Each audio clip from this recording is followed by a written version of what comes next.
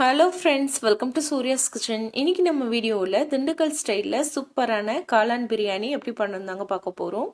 இந்த பிரியாணி செய்கிறதுக்கு ஃபஸ்ட்டு ஒரு மசாலா ரெடி பண்ணிக்கலாம். அதுக்கு ஸ்டவ்வில் வானலி வச்சுட்டு 2 டீஸ்பூன் அளவுக்கு வர மல்லி போட்டுக்கலாம். 1 டீஸ்பூன் அளவுக்கு சீரகம் போட்டுக்கலாம். இப்போது இது கூடவே 1 டீஸ்பூன் அளவுக்கு மிளகு போட்டுக்கலாம். 2 டீஸ்பூன் வரமல்லி, 1 டீஸ்பூன் சீரகம், 1 டீஸ்பூன் மிளகு, இது எல்லாம் சேர்த்து விட்டுட்டு இதை நல்லா ஸ்லோ ஃப்ளேமில் வறுத்துக்கலாம். நல்லா வாசனை வர வரைக்கும் வறுத்துக்கோங்க. சீரகம் வந்து கரிஞ்சு போயிடாமல் வறுத்துக்கோங்க. இப்போ இது நல்லா வறுபட்டு நல்லா வாசனை வர ஆரம்பிச்சிருக்கு. இப்போ நம்ம ஸ்டவ் ஆஃப் பண்ணிட்டு இது நல்லா சூடு ஆறுனதும் ஒரு சின்ன மிக்சர் ஜாருக்கு மாற்றிக்கோங்க. மாற்றிட்டு இது நல்லா நைஸாக வந்து பொடி பண்ணி எடுத்துக்கோங்க. இந்த அளவுக்கு நல்லா நைஸாக அரைச்சி எடுத்துக்கோங்க. இப்போ இது இருக்கட்டும். இப்போ நம்ம அரிசி ஊற வச்சிடலாம். நான் இந்த பிரியாணிக்கு சீரக சம்பா அரிசி தாங்க எடுத்திருக்கேன். இந்த டம்ளரில் 1 டம்ளர் அளவுக்கு சீரக சம்பா அரிசி எடுத்திருக்கேன். நீங்கள் வந்து இந்த அரிசிக்கு பதிலாக சாப்பாட்டு அரிசியோ இல்லை பிரியாணி அரிசியோ எது வேணாலும் நீங்கள் எடுத்துக்கலாம். இப்போ இந்த அரிசி கூட தண்ணி ஊற்றி ஒரு 10 நிமிஷம் மட்டும் அரிசியை ஊற வச்சிடலாம். இப்போ அரிசி ஒரு 10 நிமிஷம் ஊறட்டும். இப்போ தேவையான பொருளை என்னன்னு பார்க்கலாம். ஒரு பாக்கெட் காளானை வந்து நல்லா சுத்தம் பண்ணிட்டு இந்த மாதிரி கட் பண்ணி எடுத்து வச்சிருக்கீங்க. அதுக்கப்புறமா பார்த்தீங்கன்னா ஒரு 15 சின்ன வெங்காயம் நல்லா நீல வாக்கில் கட் பண்ணி எடுத்து வச்சுருக்கேன். இந்த பிரியாணிக்கு சின்ன வெங்காயம் தான் நல்லாயிருக்கும்.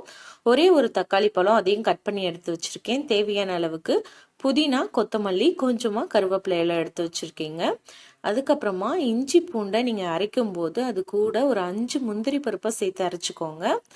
இது ஒரு 2 டீஸ்பூன் அளவுக்கு எடுத்து வச்சுருக்கேன். அதுக்கப்புறமா நம்ம ஃபஸ்ட்டே வந்து வறுத்து அரைச்சி எடுத்தோம் இல்லையா, அந்த பொடியும் எடுத்து வச்சுக்கோங்க. அதுக்கப்புறமா 1 டீஸ்பூன் அளவுக்கு சோம்பை வறுக்காமல் இந்த உரலில் போட்டு நல்லா பொடி பண்ணி எடுத்து வச்சுருக்கேன். இப்போ இது எல்லாம் தான் தேவையான பொருள். இப்போ பிரியாணி எப்படி பண்ணுறதுன்னு பார்க்கலாம். அதுக்கு ஸ்டவ்வில் ஒரு குக்கர் வச்சுட்டு இப்போது 2-3 டீஸ்பூன் அளவுக்கு எண்ணெய் சேர்த்துக்கலாம். குக்கர் அப்படி இல்லைன்னா பிரியாணி பாத்திரத்தில் கூட நீங்கள் வந்து செய்யலாம். இப்போது எண்ணெய் நல்லா சூடானதும் ஒரு பிரியாணி இலை, கொஞ்சமாக சோம்பு, கல்பாசி, ஜாதி பத்திரி, ஒரு அன்னாச்சி பூ, ஒரு மராத்தி முக்கு, பட்டை, கிராம்பு, ஏலக்காய், இது எல்லாத்தையும் நம்ம எண்ணெயில் சேர்த்துடலாம். சேர்த்துட்டு இது நல்லா பொரிஞ்சு வரட்டும். நல்லா பொரிஞ்சு வாசனை வர ஆரம்பிக்கணும். இப்போ இது நல்லா எண்ணெயில் பொரிஞ்சு வரட்டுங்க. இது பொரிஞ்சு நல்ல வாசனை வரணும். இப்போ இந்த ஸ்பைசஸ் எல்லாம் நல்லா பொரிஞ்சதும் இது கூட நம்ம வெங்காயத்தை சேர்த்துடலாம். வெங்காயத்தை சேர்த்து விட்டுட்டு கூடவே தேவையான அளவுக்கு கருவேப்பிலையும் சேர்த்துருங்க. சேர்த்துட்டு இதை நல்லா வதக்கிக்கோங்க.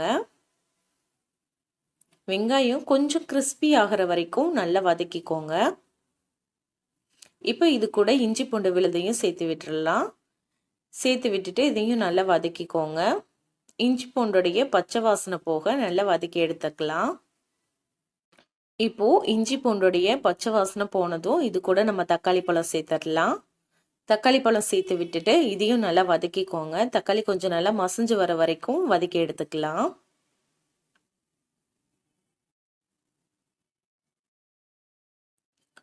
இப்போ தக்காளி கூடவே ஒரு 2 பச்சை மிளகாய் சேர்த்துக்கலாம். பச்சை மிளகாவை நீங்கள் கீறிட்டும் சேர்த்துக்கலாம், இல்லை அப்படியும் கூட நீங்கள் சேர்த்துக்கலாங்க. பச்சை மிளகாய் சேர்த்துட்டு மறுபடியும் நல்லா வதக்கிக்கலாம்.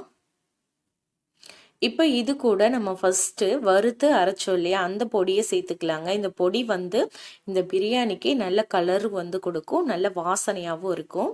கூடவே நம்ம சோம்பு இடித்து வச்சுருந்ததையும் சேர்த்துட்டு காரத்துக்கு ஒரு 1/2 டீஸ்பூன் அளவுக்கு தனி மிளகாய்த்தூள் சேர்த்துக்கோங்க. காரம் உங்களுக்கு எந்த அளவுக்கு தேவையோ அதுக்கு ஏற்ற மாதிரி நீங்கள் தனி மிளகாய்த்தூளை கூட்டி குறைச்சி சேர்த்துக்கலாம். சேர்த்துட்டு இதை நல்லா வதக்கி விட்டுருங்க. இப்போ இதில் நம்ம புதினா, கொத்தமல்லி தலையை சேர்த்துக்கலாங்க. கொஞ்சமாக ஒரு கைப்பிடி புதினா, ஒரு கைப்பிடி கொத்தமல்லி தலை சேர்த்துருக்கீங்க. சேர்த்துட்டு இதையும் நல்லா வதக்கிக்கலாம்.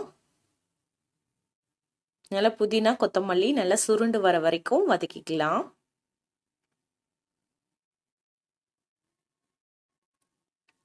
இப்போ இது கூட நம்ம காளானை சேர்த்துக்கலாங்க. நல்லா கழுவி கட் பண்ணி வச்சிருக்க காளான் எல்லாத்தையும் சேர்த்துருங்க. சேர்த்துட்டு நல்லா வந்து கலந்து விட்டுருங்க. இந்த மசாலாவோடு சேர்ந்து காளான்லாம் நல்லா வதங்கி நல்லா சுருள வரணும்.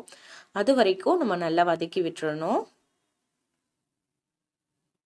காளான் வந்து பார்க்கும்போது உங்களுக்கு அதிகமாக இருக்க மாதிரி தெரியும், ஆனால் நல்லா வதங்குச்சு அப்படின்னா உங்களுக்கு நல்லா வத்திரும். இப்போ இதுக்கு தேவையான அளவுக்கு உப்பு சேர்த்து விட்டுறலாம். சேர்த்து விட்டுட்டு இது நல்லா கலந்து விட்டுருங்க.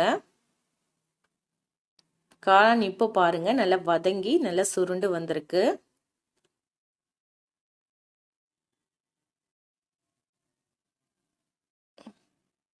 இப்போ கடைசியா இது கூட நம்ம 1 டீஸ்பூன் அளவுக்கு தயிர் சேர்த்துக்கலாம். கொஞ்சம் பெரிய ஸ்பூன்ல 1 ஸ்பூன் அளவுக்கு தயிர் சேர்த்துக்கலாம். சேர்த்துட்டு இது நல்லா கலந்து விட்டுருங்க. இப்போ இந்த மசாலா எல்லாமே நல்லா கொதிச்சு எண்ணெய் பிரிஞ்சு வரணும். அது வரைக்கும் நம்ம நல்லா கொதிக்க வச்சுட்டு அதுக்கப்புறமா அரிசியை சேர்த்துக்கலாங்க. இப்போ இதை நல்லா கலந்து விட்டுட்டு இதை நம்ம கொதிக்க வச்சிடலாம். கொஞ்சம் எண்ணெய் பிரிஞ்சு வர வரைக்கும் கொதிச்சா போதும். இப்போ பாருங்க ஓரத்துல எல்லாம் நல்லா எண்ணெய் பிரிஞ்சு வந்திருக்கு. இப்போ இது கூட நம்ம தண்ணி சேர்த்துடலாம். 1 டம்ளர் அளவுக்கு அரிசி எடுத்தோம். அதே டம்ளர்ல 2 டம்ளர் அளவுக்கு தண்ணி சேர்த்துக்கோங்க. நான் குக்கர்ல கொதிக்க வச்சதுக்கு அப்புறமா தான் மூடி போட்டு மூடி விசில் விட போறேன். நீங்க அப்படியே தண்ணி சேர்த்துட்டு அரிசி சேர்த்துட்டு உடனே மூடி போட்டு மூடுறீங்க அப்படின்னா 1க்கு 1.5 அந்த கணக்குல தண்ணி சேர்த்துக்கோங்க. நான் 1க்கு 2ங்கிற கணக்குல தண்ணி சேர்த்திருக்கேன். இப்போ தண்ணி சேர்த்துட்டு இது நல்லா கலந்து விட்டுருங்க. உப்பு இருக்கா அப்படின்னு செக் பண்ணி பார்த்துக்கோங்க. உப்பு பத்தலைன்னா இந்த ஸ்டேஜில் நீங்கள் உப்பு சேர்த்துக்கலாம்.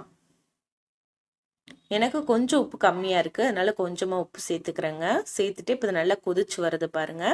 கொதிச்சு வரும்போது கொஞ்சமாக லெமன் ஜூஸ் சேர்த்துட்டு நம்ம அரிசியும் சேர்த்து விட்டுறலாம். அரிசியை நல்லா கழுவிட்டு தண்ணி இல்லாமல் சுத்தமாக வடிச்சிட்டு இதில் சேர்த்துருங்க. சேர்த்துட்டு லைட்டாக ஒரு முறை கலந்து விட்டுட்டு இது நல்லா கொதிக்க வச்சுக்கலாம். நல்லா கொதிக்க வச்சதுக்கு அப்புறமா தான் நான் மூடி போட்டு மூடி விசில் விட போகிறேன். நீங்கள் அப்படியே விசில் மூடி போட்டு மூடி விசில் விடுறீங்கன்னா தண்ணியோடைய அளவை குறைச்சிக்கோங்க. இப்போ பாருங்க இது நல்லா கொதிச்சு வந்திருக்கு. கொதிச்சு தண்ணியெல்லாம் கொஞ்சம் வத்தி வந்திருக்கு. இந்த அளவுக்கு தண்ணி வத்தி வந்ததும் இப்போ இதை நம்ம மூடி போட்டு மூடி விசில் விட்டுறலாம். ஒரு 2 விசில் மட்டும் நம்ம வச்சா போதும். இப்போ லிட்டு போட்டு மூடிடலாம்.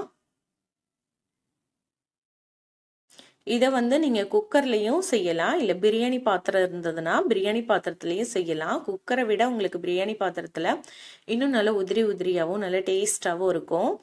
இப்போ 2 விசில் வந்துருச்சுங்க. 2 விசில் வந்ததுக்கு அப்புறமா ஏர்லாம் நல்லா ரிலீஸ் ஆனதுக்கு அப்புறமா மூடியை ஓப்பன் பண்ணி பாருங்க. நம்மளோட காளான் பிரியாணி சூப்பராக ரெடி ஆயிருக்கும். இப்போ இதை நல்லா கலந்து விட்டுறலாம். கலந்து விட்டுட்டு நீங்கள் சூடாக பரிமாறலாம். ரொம்ப ரொம்ப சூப்பராக இருக்கும். அப்படியே திண்டுக்கல் ஸ்டைலில் இருக்கும். கண்டிப்பாக ட்ரை பண்ணி பாருங்கள். ட்ரை பண்ணி பார்த்துட்டு எப்படி வந்ததுங்கிறத மறக்காமல் என்னோட ஷேர் பண்ணுங்கள். இப்போ இந்த பிரியாணியை நம்ம சர்வ் பண்ணிடலாம். இப்போது பிரியாணியை சர்வ் பண்ணிடலாம். சின்ன பவுலில் போட்டு ஒரு பிளேட்டில் சர்வ் பண்ணிடலாங்க. கூட தயிர் பச்சடி வச்சுருக்கேன்.